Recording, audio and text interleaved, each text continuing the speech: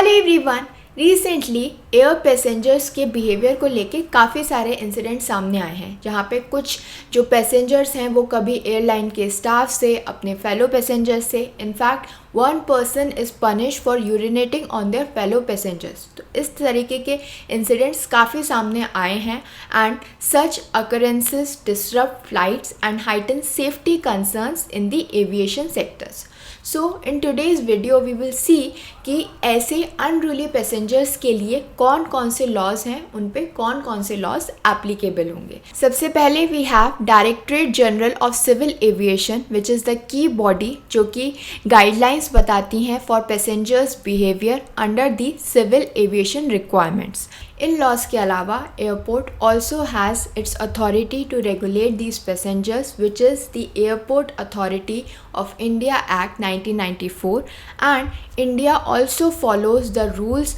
under the Montreal Convention 2014। अब ये तो हो गई उन लॉज की बात जो कि गवर्न करती हैं ऐसे अनरूली पैसेंजर्स को, लेकिन क्या आप लोग जानते हैं कि आपको एयरपोर्ट के अंदर घुसने से भी रिस्ट्रिक्ट किया जा सकता है। वो कब होगा? जब भी आप लोग एयरपोर्ट के लिए जाते हैं तो आपके पास टिकट होना चाहिए, आपका एयर टिकट होना चाहिए और एक वैलिड आईडी प्रूफ होना चाहिए, जिससे आप जैसे ही एंटर करेंगे एयरपोर्ट पे तो वहाँ पे जो सीआरपीएफ ऑफिसर होते हैं उन्हें दिखाना होता है। तो अगर आपके पास ये सब डॉक्यूमेंट्स हैं तभी आप अंदर घुस सकते हो, वरना आपको रिस्ट्रिक्ट कर दिया जाएगा। या फिर अगर आप इन अथॉरिटीज़ के साथ कोऑपरेट नहीं कर रहे हो, दो आपके पास ये सारे डॉक्यूमेंट्स हैं लेकिन आप उनके साथ ढंग से कोऑपरेट नहीं कर रहे हो, तब भी वो आपको रेस्ट्रिक्ट कर सकते हैं। इसके अलावा हर एयरपोर्ट के अपने डूज़ एंड डोंट्स होते हैं, उनके अपने अलग रेगुलेशंस होते हैं, तो वो भी आपको फॉलो करने पड़ेंगे। एंड इन केस उस पैसेंजर के लिए एक स्टैट्यूटरी रिस्ट्रिक्शन है या कोई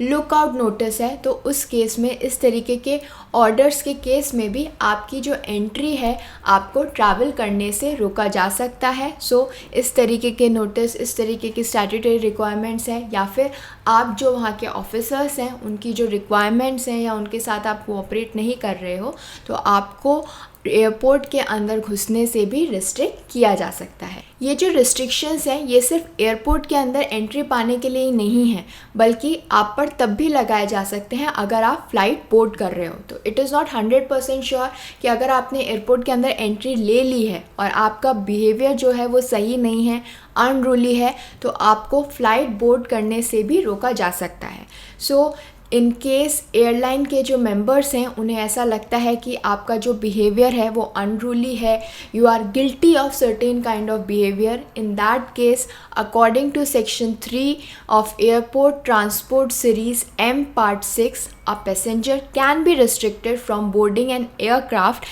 and put on a no-fly list। अब ये जो नो फ्लाई लिस्ट है इसकी कैटेगरी के अंदर आप कैसे आओगे? ऐसा कौन सा बिहेवियर करने पर आपको इस कैटेगरी के अंदर डाला जाएगा? सबसे पहला तो ये है कि आपका जो बिहेवियर है वो ऑफेंसिव है, फिज़िकल है, या फिर आप वर्बली ऐसे कुछ जेस्चर्स कर रहे हैं या फिर आप ड्रंकन स्टेट में हैं, तो उस केस में आपको नो फ्लाई लिस्ट में डाला जा सकता है। या फिर आप फिज़िकली वॉयलेंट मैनर में, जैसे कि किसी को असॉल्ट कर रहे हो, क्रू मेंबर्स को असॉल्ट कर रहे हो या फिर सेक्सुअली हरास कर रहे हो अपने किसी फेलो पैसेंजर को, तो उस केस में भी आपको जो है नो फ्लाई लिस्ट के अंदर डाला जा सकता है। एंड इन केस आप किसी भी तरीके का लाइफ डेंजरिंग बिहेवियर है आपका, आप एयरपोर्ट की जो प्रॉपर्टी है उसे डैमेज कर रहे हो या फिर किसी को भी इंजर कर रहे हो, तो इन दैट केस आपको नो फ्लाई लिस्ट में डाला जाएगा। और अगर आप DGCA की जो गाइडलाइंस हैं उन्हें फॉलो नहीं करते, जो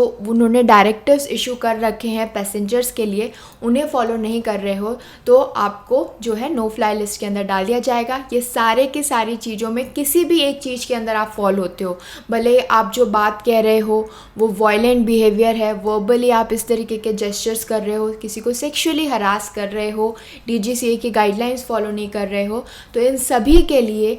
ना सिर्फ सबके लिए या फिर किसी एक भी पॉइंट पे अगर आप जो है पूरा कर रहे हो तो आपको नो फ्लाई लिस्ट में डाल दिया जाएगा। तो वो जो एयरलाइन है जितने भी टाइम पीरियड के लिए आपको डालेगी, 1 महीना, 2 महीना, 6 महीने, वॉटेवर, तब तक आप उस एयरलाइन के अंदर ट्रैवल नहीं कर सकते। ना सिर्फ एक पर्टिकुलर एयरलाइन, अगर आपको एक पर्टिकुलर एयरलाइन ने नो फ्लाई लिस्ट में डाला है तो दूसरी एयरलाइन भी ऐसा कर सकती है, कंसिडरिंग कि आपका बिहेवियर उन्हें भी ऐसा लगे कि इट इज़ हार्मफुल और हमारी फ़्लाइट के ऊपर भी, हमारी एयरलाइंस के साथ भी ऐसा हो सकता है, तो वो भी आपको नो फ्लाई लिस्ट के अंदर डाल सकती है। और कभी ऐसा हो जाए कि एयरलाइंस अपने रीजंस की वजह से जो है बोर्डिंग नहीं कर पा रही है, इन दैट केस उस एयरलाइंस को आपको पूरा कॉम्पनसेशन देना पड़ेगा, जो भी रिलीफ्स हैं वो सारे प्रोवाइड करने पड़ेंगे। सो अभी भी लेकिन ऐसा नहीं है कि आप एयरपोर्ट के अंदर घुस गए हो, बोर्डिंग भी कर ली है तो आप सेफ़ हो, फ्लाइट के अंदर जाके आप जो चाहें कुछ भी करोगे, नहीं।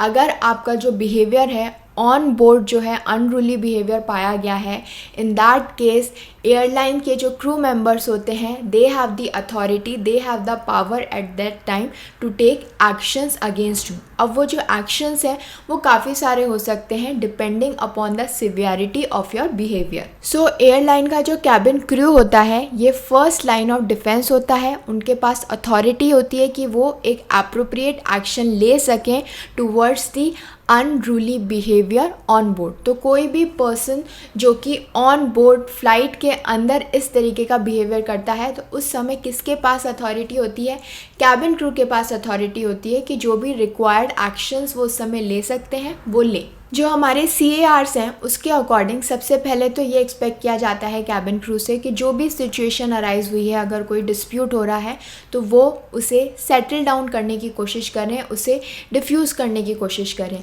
लेकिन कई बार ऐसी एग्रावेटेड सिचुएशंस हो जाती हैं, ऐसा वायलेंस हो रहा होता है कि वो उसे डिफ्यूज़ नहीं करवा पा रहे होते हैं, उसे सेटल नहीं करवा पा रहे होते हैं। तो उस केस में वो क्या कर सकते हैं, वो स्ट्रिक्टर स्टेप्स ले सकते हैं एज़ पर दी कैप्टन्स डिस्क्रिशन। तो वो कैप्टन से जाके पूछेंगे कि ऐसा हो रहा है तो हम और क्या लें। तो उसके काफ़ी सारे स्टेप्स हैं, या तो वो उस पैसेंजर को अपनी सीट पे ही रिस्ट्रिक्ट कर सकते हैं, रेस्ट्रेन कर सकते हैं कि अब बाकी टाइम के लिए जब तक आप फ्लाइट पर हैं आप अपनी सीट से नहीं हिलेंगे, यहाँ से मूव नहीं करेंगे। या फिर अगर 2 फेलो पैसेंजर्स के अंदर कुछ लड़ाई झगड़ा हो गया है तो इन दैट केस वो उस पैसेंजर से कह सकते हैं, उसकी सीट जो है वो चेंज कर सकते हैं, उसे कहीं और जाके बिठा सकते हैं ताकि उस डिस्प्यूट को वहीं रिजॉल्व कर दिया जाए। इन स्टेप्स के अलावा क्रू मेंबर्स ये भी देखेंगे कि जो उनकी खुद की एयरलाइंस ने SOPs जो इशू कर रखे हैं उसमें क्या कहा गया है कि अगर ऐसा कुछ भी इंसिडेंट होता है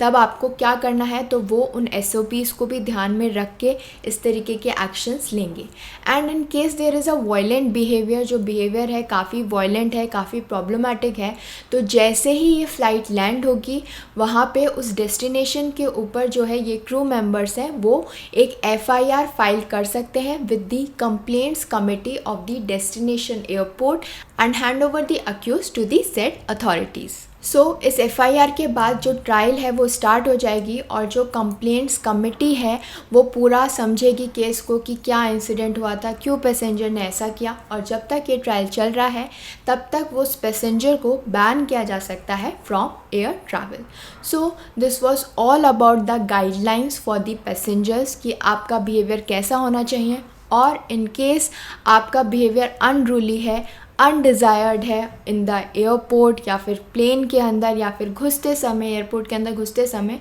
तो आपके अगेंस्ट ये सारे एक्शंस लिए जा सकते हैं। Thank you for watching this video. Don't forget to follow Nyaya and do join us again for more of India's laws explained.